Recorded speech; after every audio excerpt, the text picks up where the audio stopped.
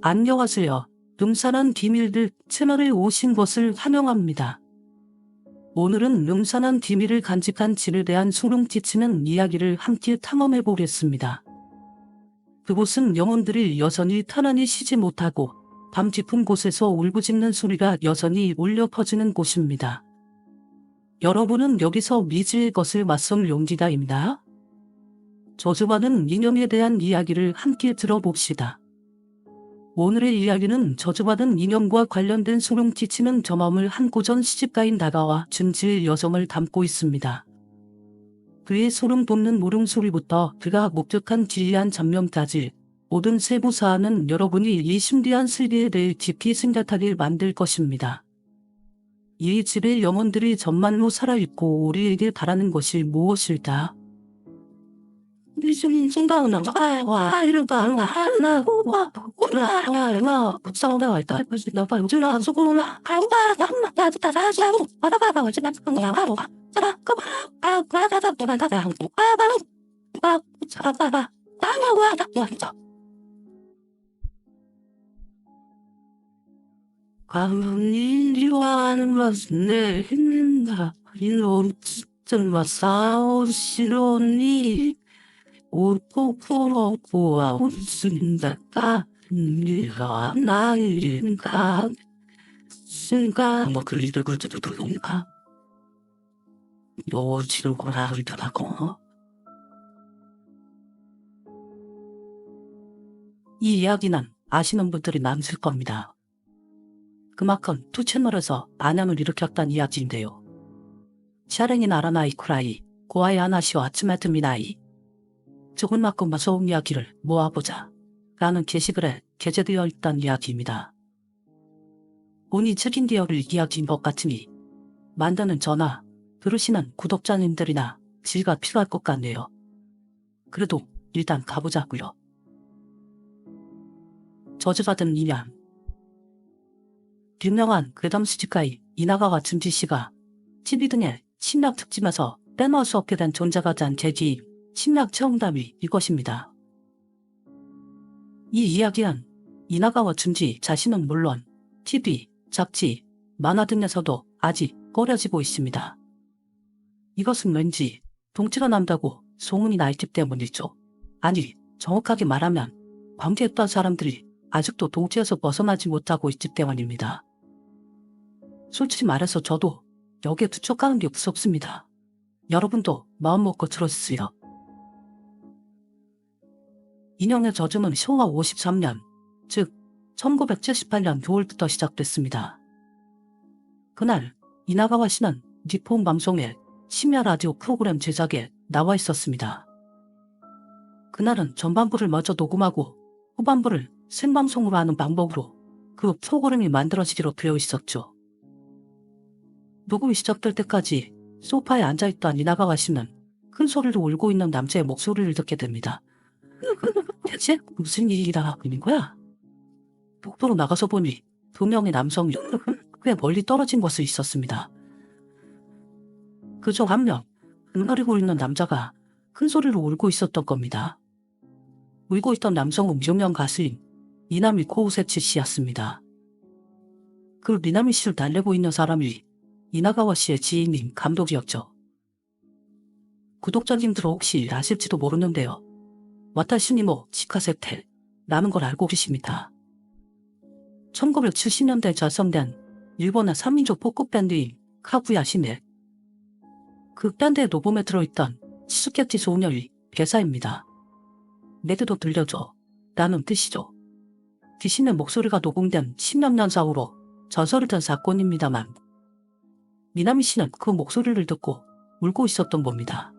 미나미 코우세치 씨는 카구야 시메 멤버 중 한 사람이었거든요. 스태프가 미나미 씨에게 그 섬뜩한 목소리를 들려주자마자 울기 시작했다고 합니다. 그런데 그 목소리의 주인이 미나미 씨가 라디오 방송을 하다가 알게 된 소녀라는 겁니다.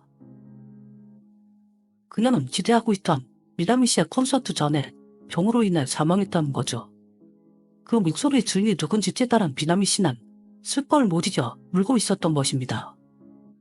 미나미 씨가 관중들 앞에서 이야기하던 도중 38초 들으면서 와타시니 뭐 치카세테라는 슬픈 목소리가 조금 들리십니다. 한번 들어보시죠. 한전 정년내내 이치마 달달의 과가도 아니리다 따르는데 나까겠다. 저렇게는 나까 뭔가 필요마 뭐 훔쳐뭐 부어먹게 뭐 갈건 피하다 그와 엉터는 반에 냈다. 그가 주십에 홈들이 갔다가 들어와 보내 기다자.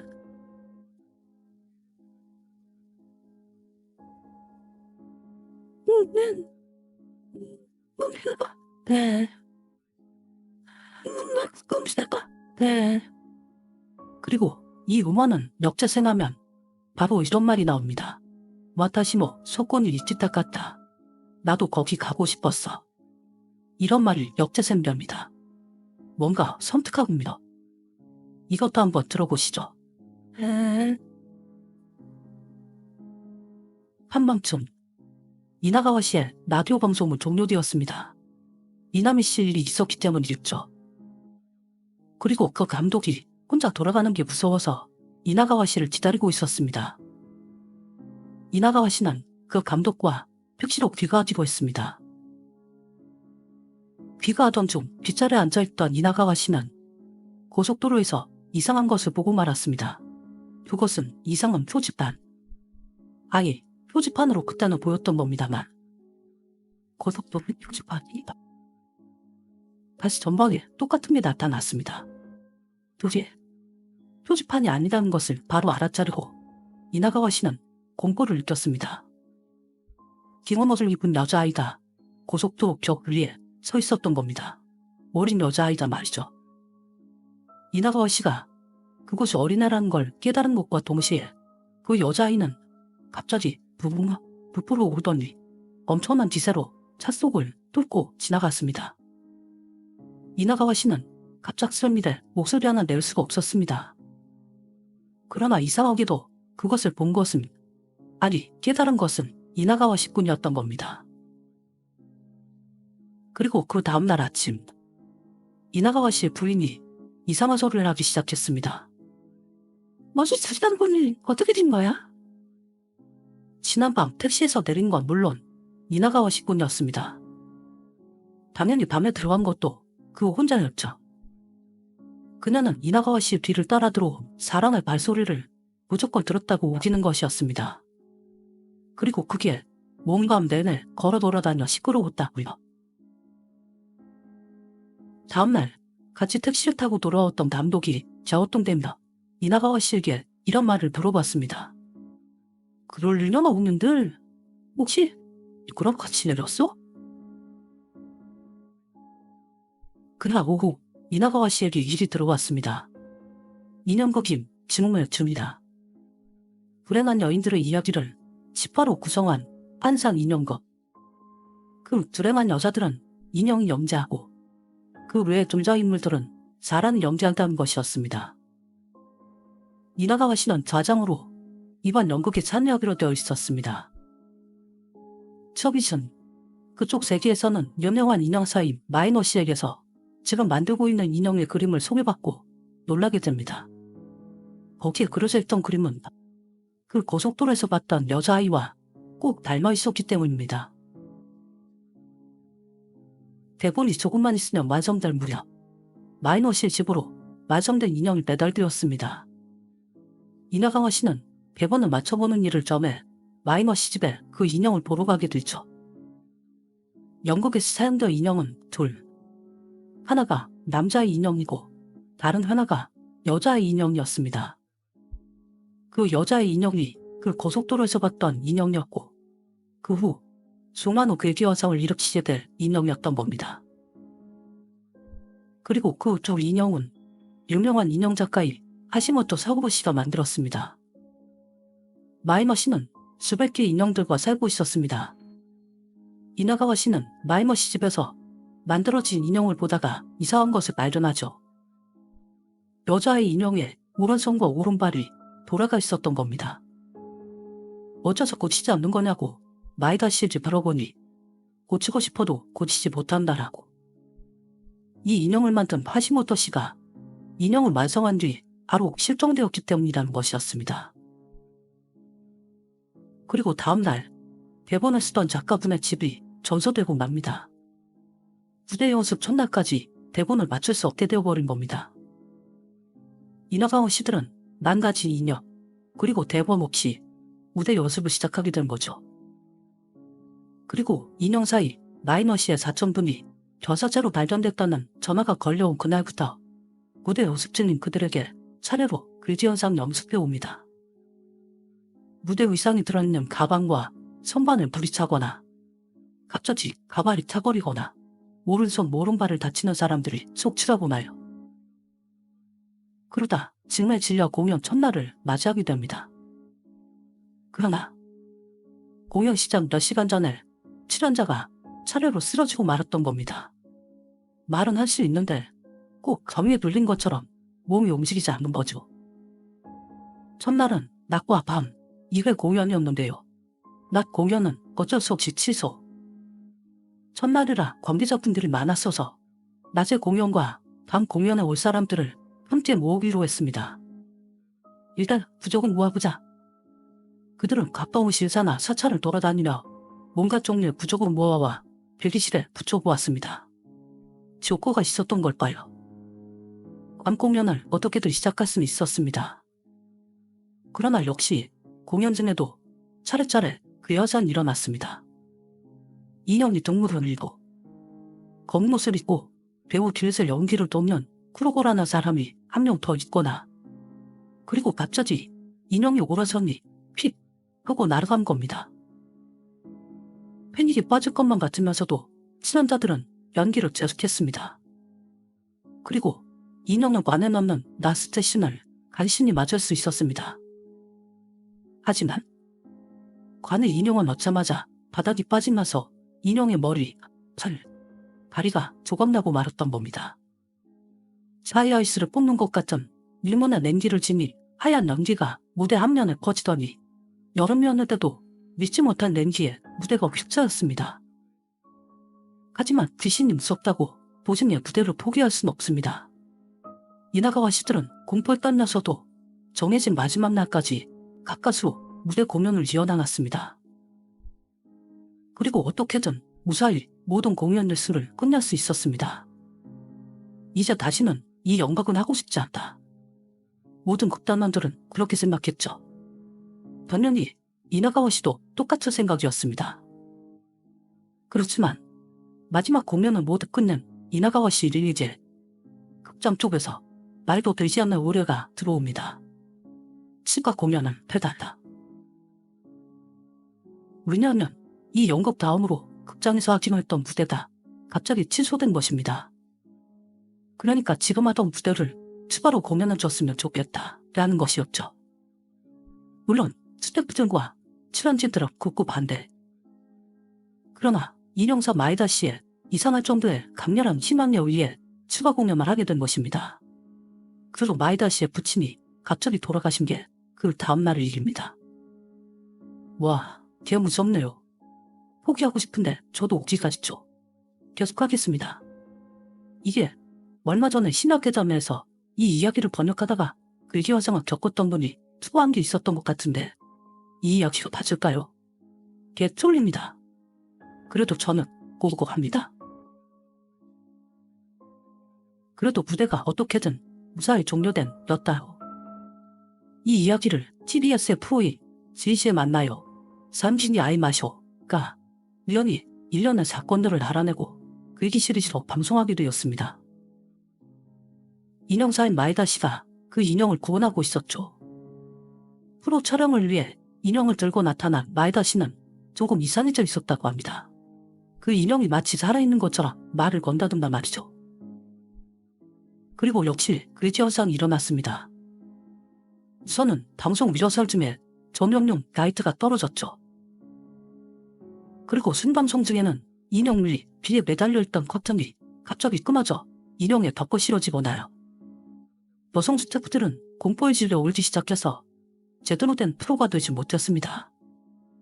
그 후 프로의 스태프들에게서 다치는 사람들을 적출하고 이 프로에 관련된 관계자들은 뿔뿔이 흩어져 방송국을 그만두었다고 합니다.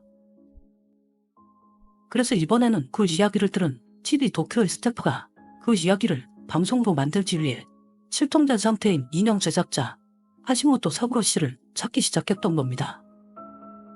이라가와 씨는 실은 이 방송에는 지난번 사건이 있었기 때문에 협력하고 싶지 않았습니다. 저는 그 인형과는 관계되고 싶지 않았던 겁니다.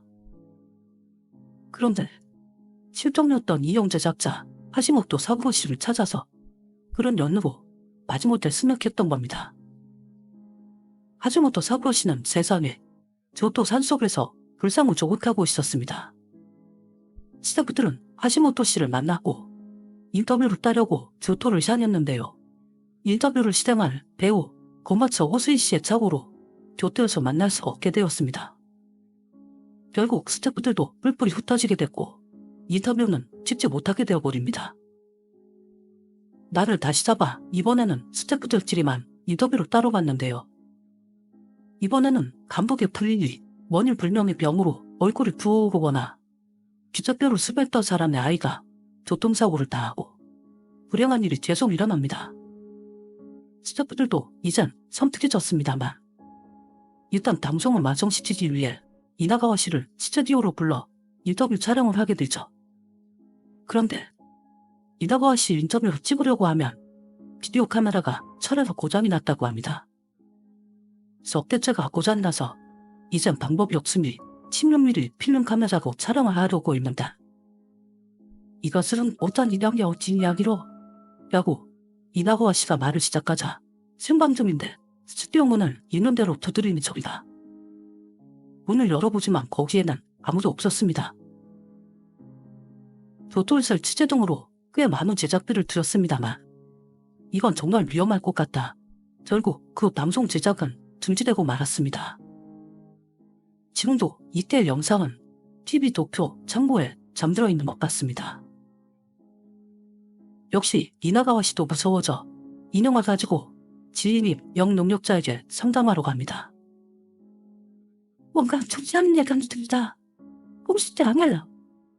라고 한 그녀에게 저는 싼 채로 도와도 좋으니까 라면서 억지로 부탁해 영시를 받았습니다만 천에 쌓여있던 인형을 든 순간 갑자기 안색이 새파랗게 질리는 영능력자. 이 인형은 수고했어요. 그것도 금융통지에 원래는 묻어있어. 그 인형은 염증이 있어도 금융없이 여자의 능력으로 전쟁장에 가까스 끌렸던 가온갯나지라는 여정이 7살 난 여자. 이 아이는 공지도로 오른손과 오른다리를 날아갔어요. 이것과 굉장히 능력있죠. 이든 낮으면 그 능력이 높겠어요. 빨리 저에다 공답하면 좀 좋습니다. 썰 흠으로 봤다는 그놈입니다. 그야 일성제를 능력하고 혹시 저를 붙인 겁니다. 그러나 그 후 바로 그 영능력자는 우리 눈의 죽음에 맞게 됩니다. 이 글을 부채물에 올렸던 필자는 이렇게 말합니다. 이 글을 복붙하는 동안에 자꾸 꿈이 다운됩니다. 앞으로 아무 일도 없었으면 좋겠네요. 나고요.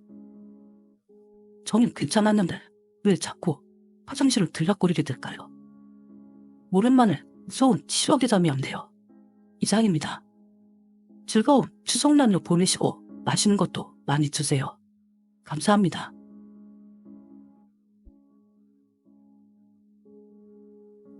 이 이야기로 소름이 끼치셨다면 아래 댓글에서 여러분의 느낌을 공유해주세요.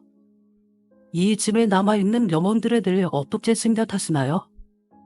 음산한 비밀들 채널을 구독하고 좋아요를 눌러서 다음 공포 이야기를 놓치지 마세요. 시청해주셔서 감사합니다. 다음 소름 끼치는 이야기에서 만나요.